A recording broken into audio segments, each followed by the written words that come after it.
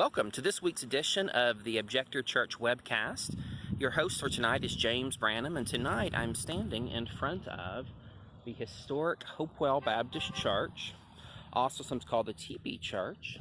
Today there is another church on site, actually called Teepee Church, but the original building was built by the Hopewell Baptist Church.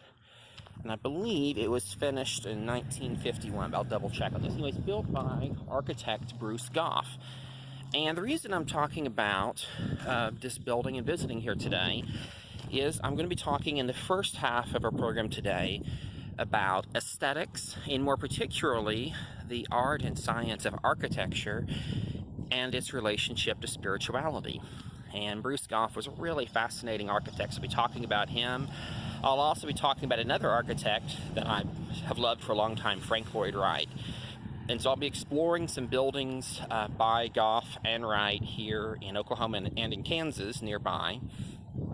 But this one I wanted to use for the opening segment of today's program because it's one that I see pretty often because it's 2 miles from my house here on the far northwest edges of the Oklahoma City metro area. So this area, anyway, it's kind of on the edge of things a little bit, but just kind of give you an idea of this vicinity. And it's actually, when we first moved out here, this was much more wide open. Today, there's a lot more businesses. There's new construction. Back over this way, it's becoming a very different place. But for a long time, out in the middle of nowhere was this church, this glorious structure. And so, anyway, I've just been inspired by it for a long time. I've also been really encouraged to see all the efforts to restore this building since just in the time period that we've lived in this area. And so we're going to be talking about this building and some others. Now, I'll be in the first half of today's program. For the second half, let me get a little better lighting here. For the second half of today's program, I'll be showing some video footage from the Lights for Liberty protest here in Oklahoma City. These protests happened around the country as well on Friday night. So I'll be sharing that as well and talking about just some of the things we can do to continue to put pressure on the U.S. government to change its inhumane policies on immigration. Certainly with regards to family separations, the treatment of refugee children, but on immigration generally. So anyway, stay tuned. We appreciate you tuning in today. And without further ado, we'll start our conversation.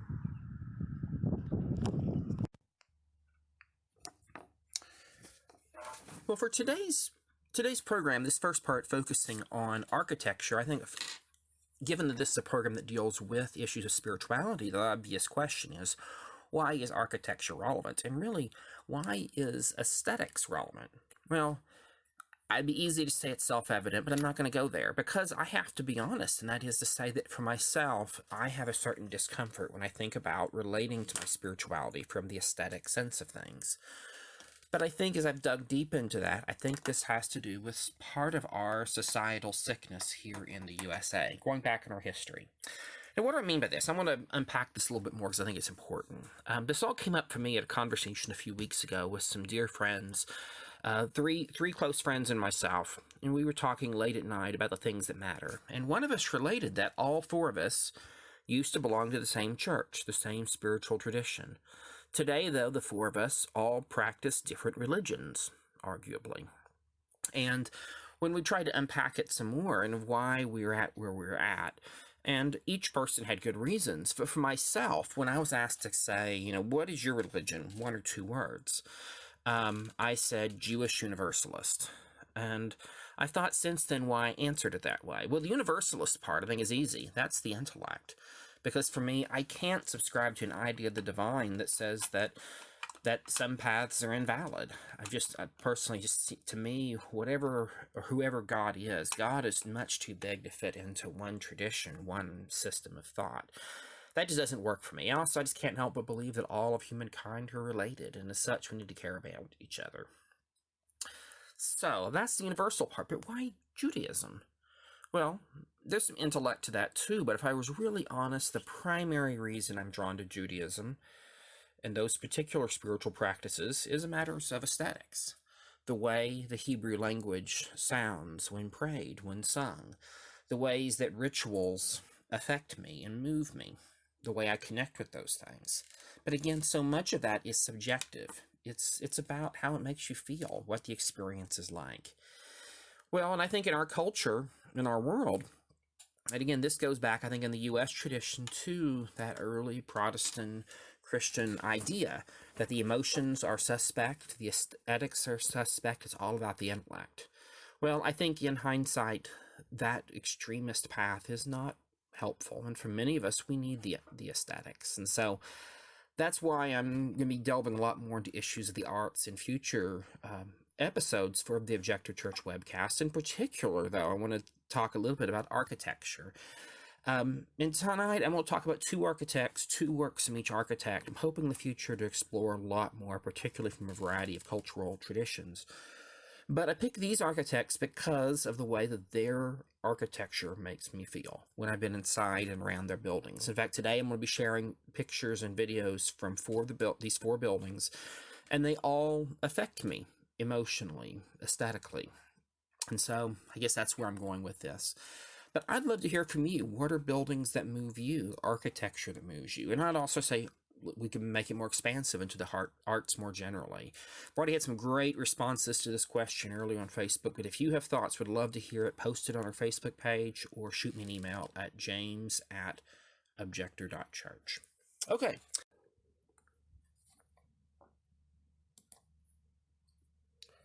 The first building we'll be visiting is the Price Tower in Bartlesville, Oklahoma. It was Frank Lloyd Wright's only skyscraper that was ever actually built. And these pictures I'm showing are from our family's visit there in August of 2017. We traveled up to Kansas City for the eclipse. En route, we got to stop by the Price Tower and actually stayed in the hotel, as you can see from the hotel rooms, Ty examining the little stationary thing on the desk, which is kind of cool. But it's really neat seeing how they had repurposed this space. It was originally intended as, oh, by the way, real quick, you can see the bathrooms, very small. One of the things that Wright did not prioritize was bathrooms and kitchens, interestingly enough. These are some scenes just from outside our hotel at night and just the next day. And then from here, we have some exterior shots of the building. You're seeing some of the interesting color choices that Wright used. Even little details like this, the parking area, you can see some of the things that he worked with. Anyway, the Price Tower is a really interesting building. It's creepy and weird and just has some interesting quirks about it. We did get to go on a tour of the inside of the building. Unfortunately, most of that we were not allowed to take pictures for. So a lot of these pictures are of the entryways and some of the welcoming spaces. They still give some feel for Wright's design, especially his uses of geometric designs, his use of color. Triangles and other shapes are very common in this building in particular. We also see, though, his interior design side of things, even just little details. These, by the way, these shots are from up high, but looking out over the city of Bartlesville. And you can see the copper is aged into a nice green patina colored. So we have a few more pictures from up on the tower looking out over Bartlesville. By the way, this one in this picture, that building right there, that is, I believe, was designed by one of Wright's sons and his wife, I think. I think that's the Performing Arts Center in Bartlesville. So more shots of downtown Bartlesville. What's striking, too, when you look at the pictures of the rest of the city, you see what a striking contrast Wright's design is. By the way, this is some of the entryway, and again, I wish I could take more pictures of the interior. From the upper floors, are kept more like it was originally. This part here is some of their restaurant called Copper, really nice little restaurant. Again, there's a lot of retrofitting to make it work in the design of the original tower. So, see the tiny, very interesting, I believe kind of octagonal-shaped elevator. That's a picture of the side of the elevator. This is some of the really cool stuff in the entryway in the museum downstairs where we were allowed to take pictures. We kind of get a feel for Wright's use of interior design elements. Everything was designed. Everything was thoughtful in how he did things. So, lots of more pictures of my adorable kid, of course. Anyway, this gives a little more feel, even like details like the parking situation. The use of color. Here's also Wright's original design, incorporated custom-designed office furniture to fit. A lot of it looks like something you'd see off of the Starship Enterprise. Just really interesting stuff. So anyway, that was the Price Tower. By the way, if you want to check out the Price Tower for yourself, It is the home of the Price Tower Art Center, which includes a really neat museum downstairs, tours of the whole building.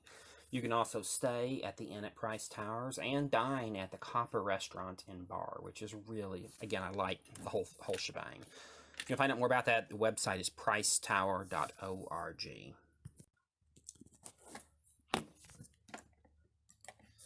The next house we'll be visiting on our tour is the Allen House, built in 1918 in Wichita, Kansas, pretty close to downtown. It was designed by Lloyd Wright. A lot of these pictures are going to be exterior shots. It's just a little bit of interior because in the tour they wouldn't let us take a lot of pictures interior-wise. But even on the outside, you can see some of the little details, the creative use, geometric patterns, and especially his very effective use of bringing the outside in and vice versa, of making these spaces really special. You'll notice, by the way, we're in sock feet because in the tour you had to either be barefoot or in sock feet to avoid tracking dirt into the house. The interior is a big part of this house, but again, even these exterior pictures give a sense of the calmness, of the peacefulness of this setting. And what I guess I'm really struck by was Wright's use of making space that was very comfortable, that makes you want to be in. It's inviting. Also, if you notice in the ceiling, the roofing tiles, some other elements, there's a lot of Asian influences in this building. So it's a really an interesting example of residential architecture and just how forward-thinking Wright was at his time. By the way, if you want to learn more about the Allen House, there's a great website that talks about it. It's flwrightwichita.org. Again, flwrightwichita.org. The next architect I want to talk about is architect Bruce Goff, born 1904, died in 1982. Born in Kansas, by the way, but spent quite a bit of his life in Oklahoma. Lived a pretty extraordinarily interesting life. There's a lot that could be said about him, but today I want to focus a little bit, especially his relationship to Lloyd Wright. In fact, this is according to Wikipedia. It says a 1951 Life magazine article stated that Goff was, quote, one of the few U.S. architects whom Lloyd Wright considers creative. And goes on to say he scorns houses that are boxes with little holes. So, anyway, that's a little bit of what Wright thought of Goff. Goff, though, one of his main things was a very a creative, organic style of architecture that often brought in unexpected elements. There's also, though, in many of his structures, a certain level of cleanness to the design, often some Asian influences. But in many ways, to me, Goff's designs have a more fanciful look compared to Wright's look. Anyway, though, Bruce Goff, for a time, was named the chairman of the School of Architecture at OU, but then in 1955 he was fired because he was gay. Now, at the time, they said it was because he was, quote-unquote, endangering the morals of a minor, but that was never shown to be the case, and it's pretty well established today that he was forced out of his position because he was gay. So, in the aftermath of that, Goff relocated his studio to Price Tower, the building that Lloyd Wright designed, we saw earlier in the webcast. And there he continued his work, stayed there for a time. Later on, believe he spent some time working in Kansas City and later on in Texas. And did a lot of interesting works, which brings us to the two buildings I want to show today of Goff. This first one, and I'm going to start the time here, is the Comer House, 1316 Creek Street in Dewey. It was built in 1957. Remember, this would have been shortly after his firing from the OU School of Architecture for being gay. These pictures were taken by our family on the same trip we took the Price Tower pictures. We only could take pictures from the road. It's not open for tours or anything. But what was striking was just how different and how interesting this building is compared to its neighbors. This is otherwise a pretty ordinary small-town Oklahoma neighborhood. But this house just stood apart, and his use of color, his use of geometry, there's a lot of interesting elements. And again, right here, you get to see side by side what other kinds of houses were being built in the 1957. So, anyway, that's a bit of Bruce Goff. The next building we'll be featuring is one special to me. This is very close to where I live, in the far northwest part of the Oklahoma City metro. The Hopewell Baptist Church, designed by architect Bruce Goff in 1948, was built through the volunteer labor of church members between 1948 and 1951. Much of the structure of the building is based on those metal pipes. You can see those are actually salvaged from the oil field, where many of the members of the church were involved in working at the time. And this building became pretty dilapidated over the decades, but in recent years, very recently, there's been a tremendous effort put together to improve it. Right now, these pictures shot from the inside. The inside has not been restored yet. It's still pretty rough shape. But the outside has been newly roofed a few years ago. Looks so much better than it did when we first moved to the area. And again, it's really exciting to see what's going to come of this beautiful building, especially with its form rooted in the Teepee design. And it's just really cool, but also its use of materials local to the place. Well, after starting this webcast, I decided it's really a two-parter. So stay tuned for part 2 for this week's webcast coming up very shortly, as soon as I finish editing it. Thank you.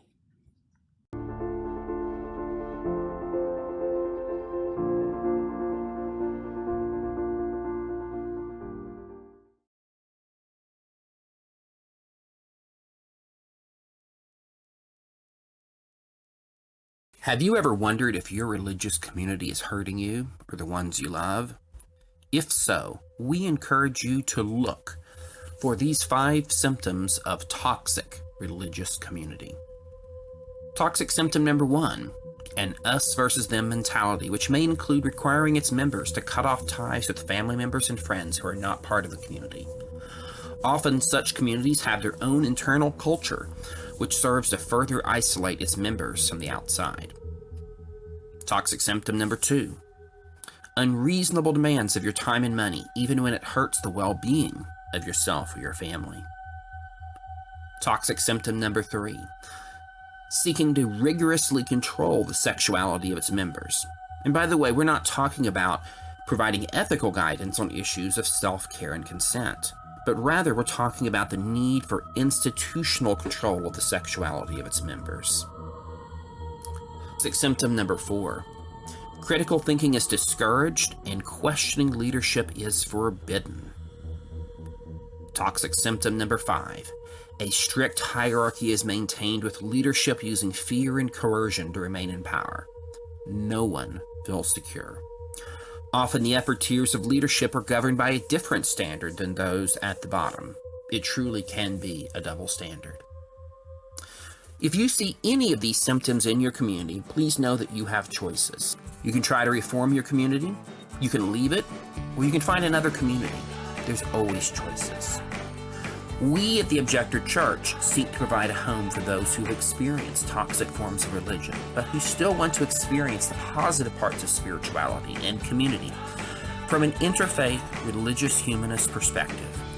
We have live webcasts every week at facebook.com/objector.church, and also have 2 congregations in Oklahoma and California that you can be a part of.